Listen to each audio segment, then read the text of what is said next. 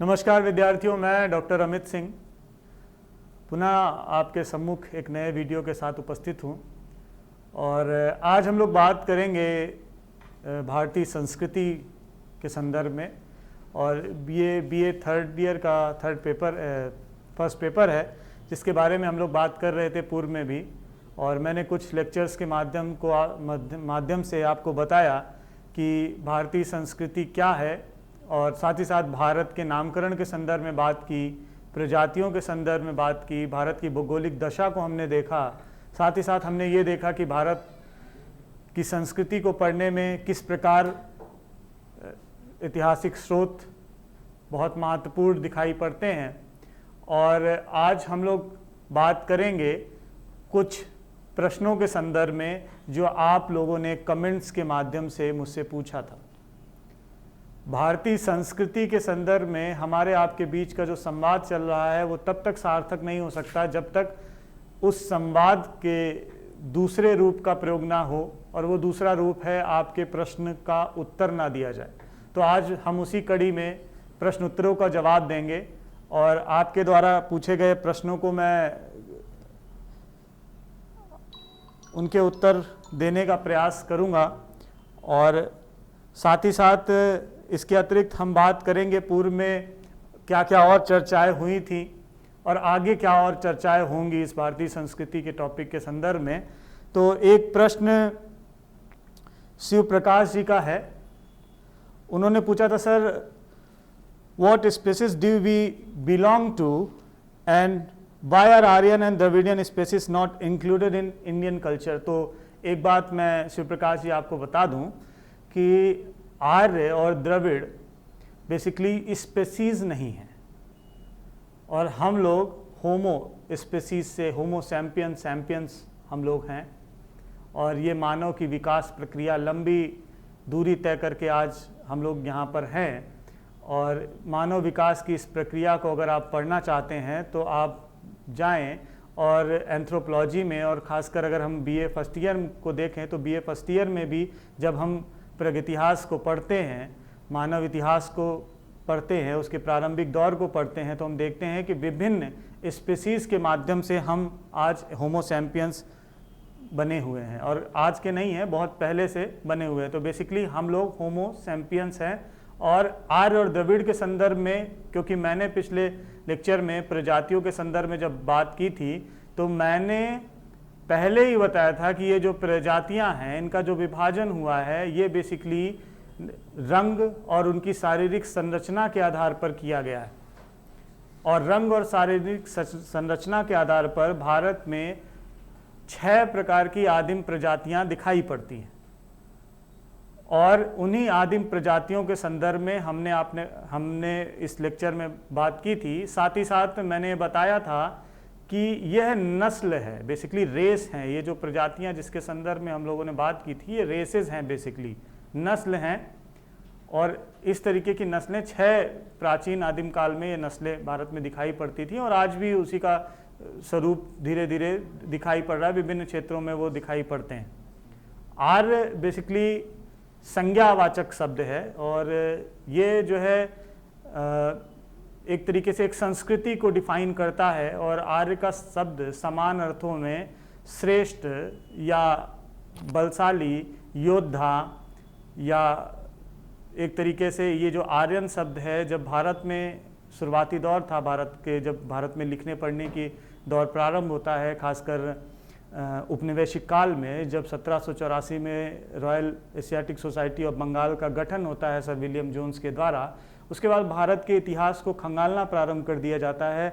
बहुत सारे इतिहासकारों की दृष्टि भारत की तरफ दिखाई पड़ती है, और वो अपनी विचारधारा के साथ, अपने दृष्टिकोण के साथ भारतीय इतिहास को लिखने का कार्य प्रारंभ करते हैं। तो उस दौरान जब भारत की ये खोज हो रही थी, भारतीय संस्कृति की खोज हो रही थी, तब कुछ पाश्चात्य विद्वानों का ये मानना था कि भारत में पश्चिमी देशों की तरफ से कुछ लोग प्रवेश करते हैं, और वह लोग श्रेष्ठ कहलाते हैं। उनकी कद काठी और वो योद्धा लोग हैं, और उनकी भाषा श्रेष्ठ है, उनका रहन सहन, उनकी खान पान, उनकी संस्कृति श्रेष्ठ है, जिसके आधार पर उनको आर्य कहा जाने लगा। और वो धीरे धीरे टर्मिनोलॉजी में आ गया, धीरे धीरे वो नामकरण हमारे जनमानस में, लोगों के बोलचाल में, साधारण भाषाओं में आता चला गया और लगातार वो उसका प्रयोग वर्तमान समय में भी होता चला आ रहा है। लेकिन अब धीरे धीरे जो वर्तमान शोध हो रहे हैं इस आर्यन शब्द की बात नहीं करते हैं, क्योंकि प्रारंभिक दौर में जब 1784 में एशियाटिक सोसाइटी का गठन हुआ था, विलियम जोन्स हो, चाहे मैक्स मुलर हो, जेम्स मिल हो, ऐसे बहुत सारे इतिहासकार थे जिन्होंने माना कि भारत में संस्कृति थी, मतलब सभ्यता थी ही नहीं, भारत असभ्य और बर्बर लोगों का देश हुआ करता था।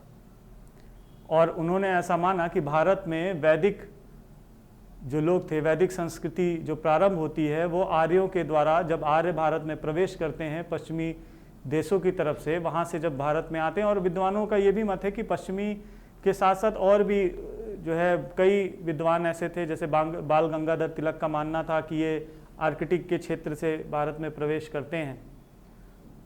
तो ऐसा बहुत सारे विद्वानों का ये मानना था कि पश्चिमी देशों की तरफ से भारत में ये लोग प्रवेश करते हैं और उनके प्रवेश के बाद आर्यन संस्कृति का निर्माण होता है, जिसको हम वैदिक संस्कृति के तौर पर देखते आए हैं। और ये माना जाता है कि ये संस्कृति पूर्व की सभ्यता को समाप्त करने वाली थी। खासकर सिंधु सभ्यता के बारे में तो पहले जानकारी नहीं थी। 1921 में रैखाल दास बनर्जी, दयाराम साहनी और बाद में रैखाल दास बनर्जी के द्वारा जो उत्खनित स्थल थे हड़प्पा और मोहनजोदड़ो, उसके बाद भारत में एक सभ्यता के विकास दिखाई पड़ता है। उसके पूर्व तो सभ्यता थी ही नहीं। तो ये माना जाता था कि आर्य आए भारत में बाहर से और आ करके उन्होंने आर्यन संस्कृति, जिसे कि हम वैदिक संस्कृति के तौर पे देखते हैं, उसकी शुरुआत की और वहीं से भारत में संस्कृतियों का प्रचार प्रसार, वहीं से संस्कृतियों का विकास प्रारंभ होता है। तो आर्य बेसिकली कोई स्पेसीज नहीं है। आर्य एक संज्ञावाचक शब्द है जिसको एक संस्कृति के तौर पर प्रयोग किया जाता है, जिसको एक योद्धा, एक बलिष्ठ या श्रेष्ठ के तौर पर उस शब्द का प्रयोग किया जाता है। दूसरा, द्रविडियन के बारे में बात की जाती है। द्रविडियन भी बेसिकली भाषाभाषी संस्कृति, भाषाभाषी एक प्रजाति के तौर पे दिखाई पड़ता है, भाषा के तौर पे दिखाई पड़ता है। दक्षिण भारत में रह रहे लोगों को द्रविडियन संबोधित किया गया। ये माना गया कि आर्यों के प्रवेश के बाद कुछ लोग विंध्य पर्वत श्रृंखला के उस तरफ चले जाते हैं, नीचे की तरफ, डाउन ऑफ इंडिया की तरफ मूव कर जाते हैं और वही लोग द्रविडियन संस्कृति को जन्म देते हैं, जिसके अंतर्गत बहुत सारी भाषाएं आती हैं। तो ये दोनों ही, आर्य और द्रविड़, ये दोनों ही बेसिकली संज्ञावाचक शब्द हैं, भाषाभाषी संस्कृति और मूल्यों को बताने वाले शब्द हैं। तो ये एकदम क्लियर होना चाहिए। और हम लोगों ने जिन प्रजातियों की बात की थी वो बेसिकली एथनोग्राफिक पैडलर से उसका अध्ययन किया था, जिसे हम निर्जातीय अध्ययन कहते हैं। और निर्जाति विभिन्न रंग और उनकी शारीरिक संरचनाओं के आधार पर ये अध्ययन दिखाई पड़ता है और उसी के आधार पर भारत में इन 6 आदिम प्रजातियों के संदर्भ में बात होती रही है। तो आशा करता हूँ कि शायद आपको ये उत्तर प्रासंगिक लगे। अगर फिर भी आपको कोई डाउट हो तो आप कमेंट्स के माध्यम से पूछ सकते हैं। उसके अलावा एक और चीज़ थी जो आशुतोष गुप्ता जी ने पूछी थी कि क्या निग्रिटो और मंगोलियन प्रजाति को ऐसी प्रजाति के रूप में माना जा सकता है जिन्होंने भारतीय भूभाग में बाहर से प्रवेश नहीं किया, बल्कि उनका उद्भव विशेष कारणों से भारतीय भूभाग में हुआ, अतः ये भारतीय मौलिक प्रजातियाँ हैं। तो इसके संदर्भ में मैं आपसे बताऊं आशुतोष जी कि भारत में विभिन्न समय में बहुत सारे प्रजातीय, जिसे कि हम ये एथनोग्राफिक प्रजातियां कह सकते हैं या निर्जातीय वो तत्व वाली प्रजातियां कह सकते हैं, वो प्रवेश करती आई हैं लंबे समय से।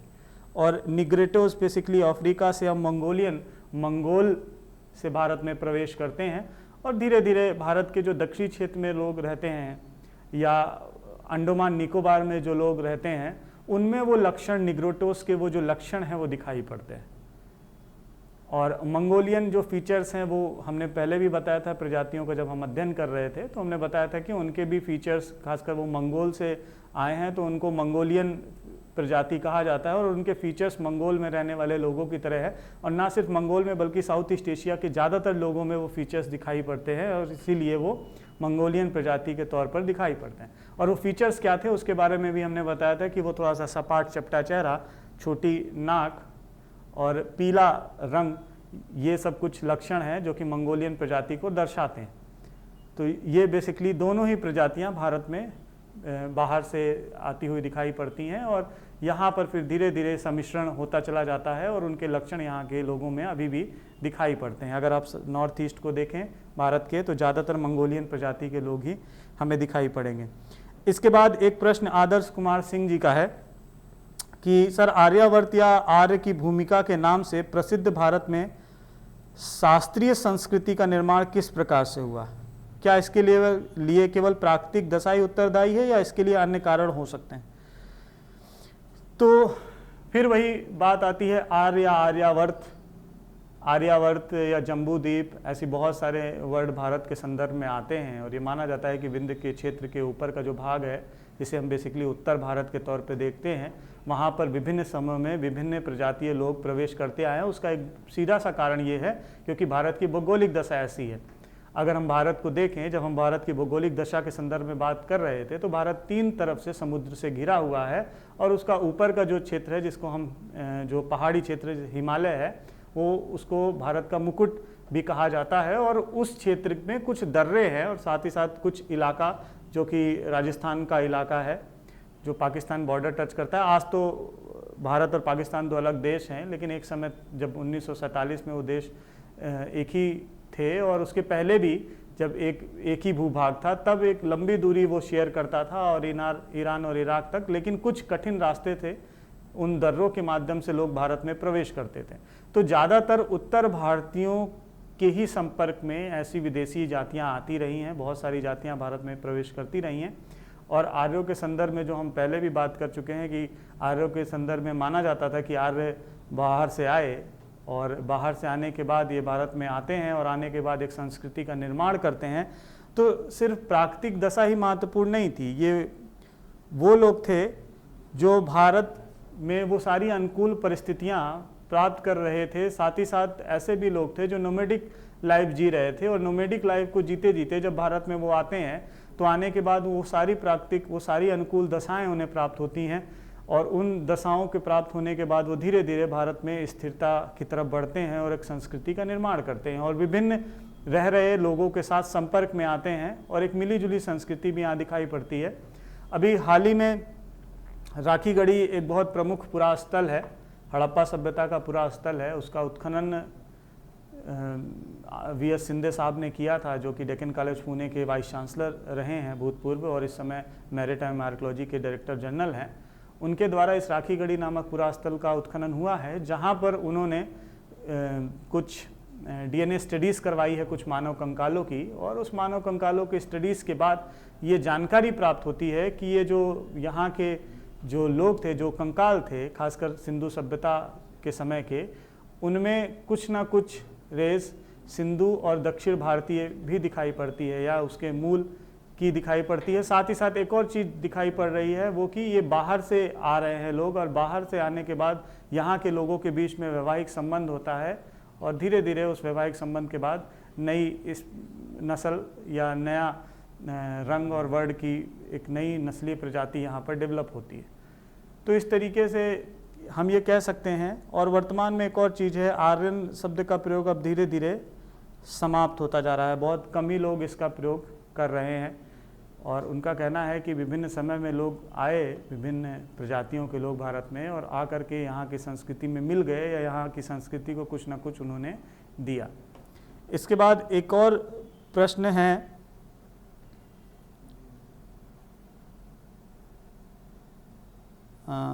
हाँ बस शायद इतने ही प्रश्न हैं और आशा करता हूँ कि आप इन उत्तरों से संतुष्ट हुए होंगे। और अगर कोई भी डाउट अभी भी है आपके दिमाग में, तो आप पुनः कमेंट्स के माध्यम से मुझसे पूछ सकते हैं। और फिर से मैं क्लियर कर दूं यहाँ पे कि आर्य और द्रविड़ दो भाषाभाषी संस्कृतियाँ या प्रजातियों के तौर पे देखी जाती हैं, कोई ये नस्लीय प्रजातियाँ नहीं हैं। और आर्य बेसिकली संज्ञावाचक शब्द है जिसके लिए जो कि उन लोगों के लिए प्रयोग में लाया जाता था जो कि शुरुआत में श्रेष्ठ कहलाते थे। और हाँ, हम लोग बात कर रहे थे विलियम जोन्स के दौर की, जब भारत में लेखन कला का प्रारंभ होता है, इतिहास को खोजा और खंगाला जाना शुरू हो जाता है, विभिन्न विद्वानों ने विभिन्न दृष्टिकोणों से भारतीय इतिहास को लिखना प्रारंभ कर दिया जाता है। तो क्योंकि वो एक दौर था जब उपनिवेशिक काल था भारत में, और जब उपनिवेशिक काल था तो जो लोग भारत में शासन कर रहे थे, ब्रिटिश जो शासन था, वो लोग बिल्कुल भारतीयों को ये बताना चाहते थे कि हम आपसे श्रेष्ठ हैं और हमारी श्रेष्ठता के कारण हम आपके ऊपर शासन कर रहे हैं, ताकि किसी प्रकार का कोई विरोध ना हो। और भारतीयों को इसी तरीके से बताया और समझाया गया। धीरे धीरे उन्होंने अपनी इसी श्रेष्ठता का प्रमाण भारत में खोजी जाने वाली हर संस्कृति और सभ्यता के संदर्भ में कहना प्रारंभ कर दिया गया। और उन्होंने सभी सभ्यता और संस्कृति की उत्पत्ति के पीछे का कारण कहीं ना कहीं पश्चिम की सभ्यताओं को माना, और हमेशा से ऐसा ही होता आया। लेकिन धीरे धीरे विभिन्न दृष्टिकोणों के माध्यम से और भी नवीन दृष्टिकोण आए, जिन्होंने भारत के विभिन्न संस्कृति के संदर्भ में जो अवधारणाएं थी उन पर चर्चा की और कुछ नवीन अवधारणाओं को जन्म दिया। तो इस प्रकार आज के इस लेक्चर में बस इतना ही, और मैं आशा करता हूं कि अगले लेक्चर में हम लोग बात करेंगे भारत की जो संस्कृति है उसके बारे में, और भारतीय प्रमुख विशेषताओं के बारे, भारतीय संस्कृति की प्रमुख विशेषताओं के बारे में। तो हमने एक चर्चा संस्कृति और सभ्यता के बारे में कर ली है, साथ ही साथ हमने भारतीय संस्कृति के बारे में भी एक चर्चा कर ली है, उनकी विशेषताओं को भी सामान्यता देख लिया है। हम लोग फिर एक बार उसको रिवाइज करके तब सिंधु सभ्यता के टॉपिक पर आगे बढ़ेंगे।